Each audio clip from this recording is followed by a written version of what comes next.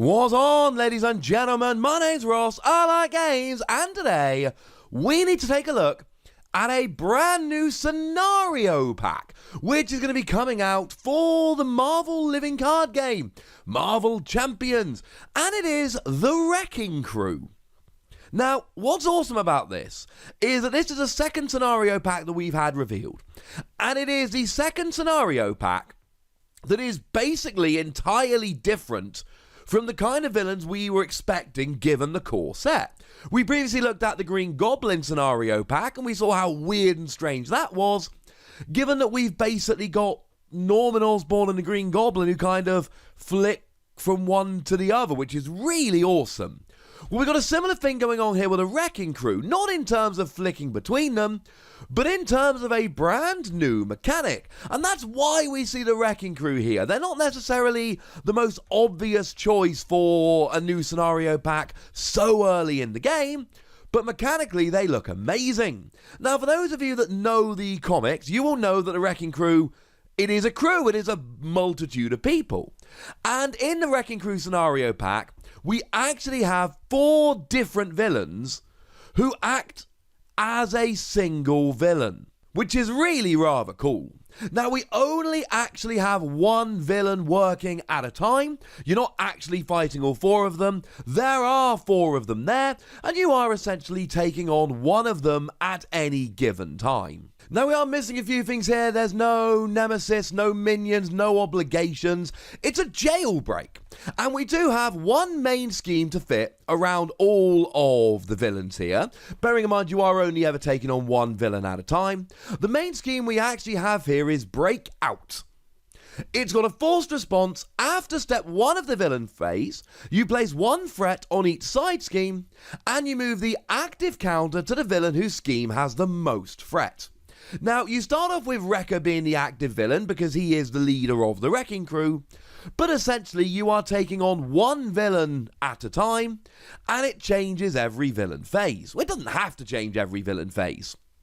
It is generally, as we see from Breakout, it is generally on the villain whose scheme has the most threat, but that will of course change. There are cards that will change it around for you. Nice! And it is successful when you get 7 threat per player on it. Nice. So, let's take a look at the 4 villains, shall we? Now, we start off with Wrecker. Now, what is cool here is that each of the villains has their own side scheme. So, Wrecker here has 2 scheme and 2 attack. But when he schemes, he places a threat on his side scheme instead of the main scheme. While he is attacking, he gets +2 attack if the attack is undefended. So if you don't go about defending it, you're going to have to take more damage. That is a bad thing. So he kind of forces you into defending. Now, his side scheme actually comes along as Day of Reckoning, and the side schemes for these 4 villains cannot leave play while the appropriate villain is in play. So you can take down Day of Reckoning if you take down Wrecker. Other than that, you cannot get rid of the side scheme. And it has a forced response. After threat is placed here, if there is 10 or more threat, you deal 2 damage to each friendly character, and then drop it back down to 3 threat. So essentially, the skill, and you see this on all the side schemes for all the 4 villains, it builds up as you go through, and then something bad happens. 2 damage to each friendly character. That, ladies and gentlemen, is not particularly nice. Now, the article they showed here did also show 1 attachment for each of the characters. For Wrecker, we have Magic Crowbar. Gives you +1 attack. It has to be attached to Wrecker. And it has a forced response. After Wrecker attacks, you place 1 threat on the side scheme with the least threat. And you'll see this as a little bit of a theme as we go through the Wrecking Crew here. Extra scheme being accumulated.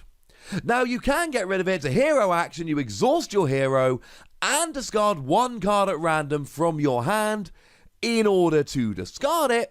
Frankly, ladies and gentlemen, it's quite a lot to ask. It's a little bit of a sacrifice. However, it's kind of good, so you probably want to get rid of it. Now, we haven't been shown all of them yet, but we have actually been shown Wrecker B. Now, Wrecker B is exactly the same as Wrecker A, except it's got free scheme and free attack. though the skills are exactly the same. I say exactly the same. Wrecker has 14 hit points, whereas Wrecker Side B goes up to 18 hit points. So it gains 4 there. There is no modular set like you might find in some of the other scenarios, so the way that the Wrecking Crew adds difficulty is giving a Side B to each of the characters, hence the A and the B in the top right hand corner, where essentially they get more scheme, more attack and more HP, though we've not been shown the Side B for the other 3 villains yet. Moving into Fundable, we have 3 scheme and 1 attack, so more scheming than attacking. We've got 13 hit points, and when he schemes, you place a threat on his side scheme rather than the main scheme. And spoiler alert, this is a thing, right? It is on all of them. They all scheme to add to the side scheme rather than the main. And it has a forced response.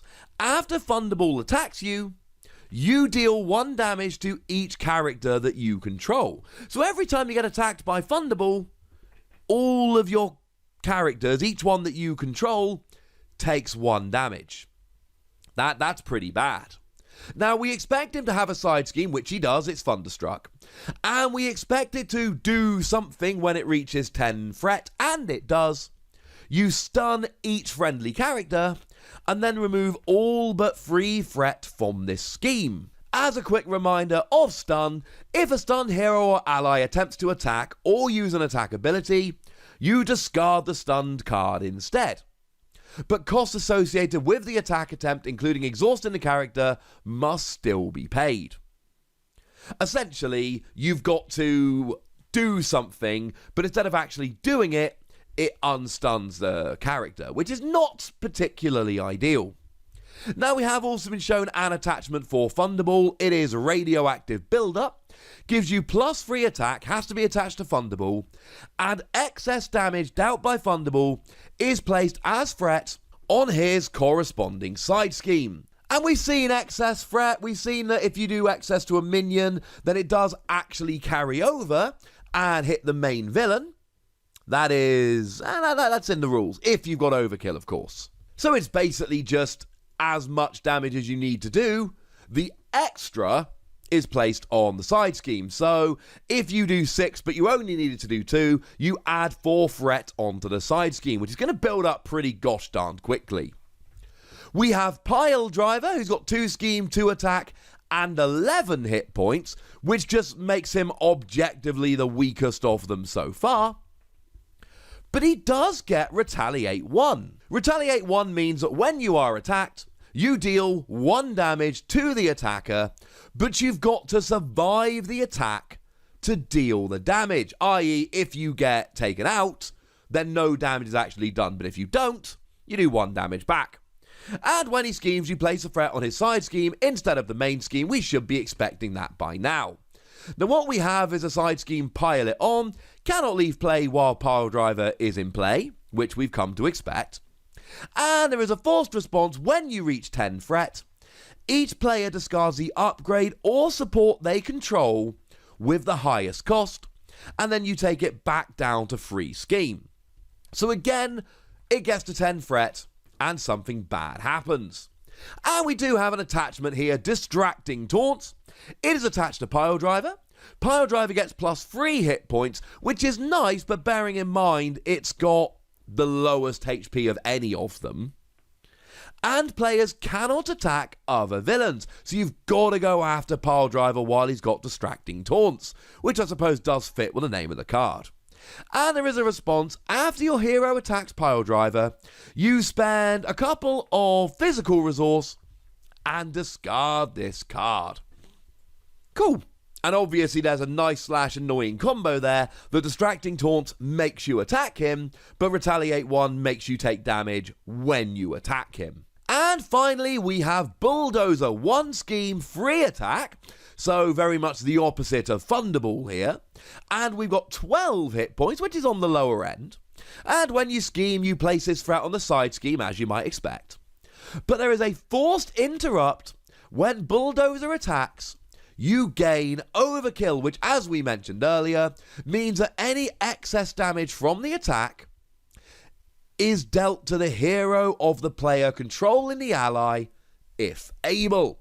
i.e. if you try and take down an ally, you need to do 2 damage, you do 6 damage, 4 gets taken over to the hero. Which is very fun.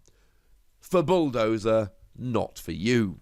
Now the side scheme in question here is Clear the Road, cannot leave play while Bulldozer is in play, and when you accumulate 10 fret on it, each player must discard the top 10 cards of their deck, and you remove all but 3 fret from this scheme. And obviously we do have an attachment like we have for all the others, Ramming Speed, which is also named a rather nice card in the Transformers trading card game, must be attached to Bulldozer, gives +2 attack, and has a forced interrupt. When Bulldozer attacks you, you must defend against his attacks with an ally you control, if able. But remember, you've also got overkill when Bulldozer attacks. So once you attach Ramming Speed, you have to defend with an ally. But generally speaking, you defend with an ally, at least your hero's not taking any damage. Not the case here, ladies and gentlemen. Not the case here.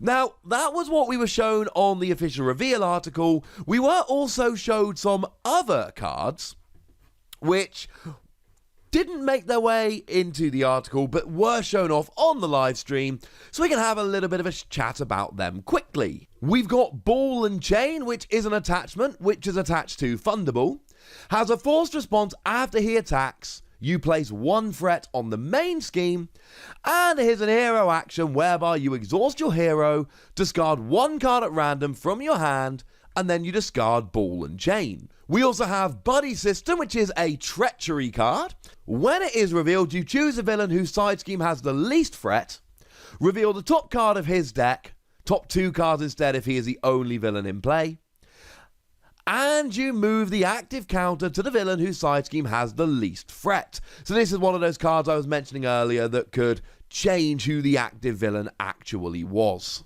Revealing extra cards, doing extra things, that is not going to be pleasant for the heroes. Bull Rush is a treachery card. If it's revealed in your alter ego form, Bulldozer schemes, you discard the top card of your deck for each fret placed by his activation. And if you're a heel, Bulldozer attacks you, you discard the top card of your deck for each damage dealt by this attack. We were also shown Pummel, another treachery card. If it's revealed and you're in your alter ego form, Piledriver schemes.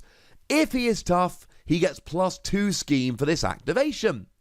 If you're a hero, Piledriver attacks you, and if he is tough, he gets +2 attack for this activation, though we've not been shown any cards so far for Piledriver that would lead to him being tough. Strong implication there will be some, there aren't any yet. Well, there are some, we just haven't actually seen them.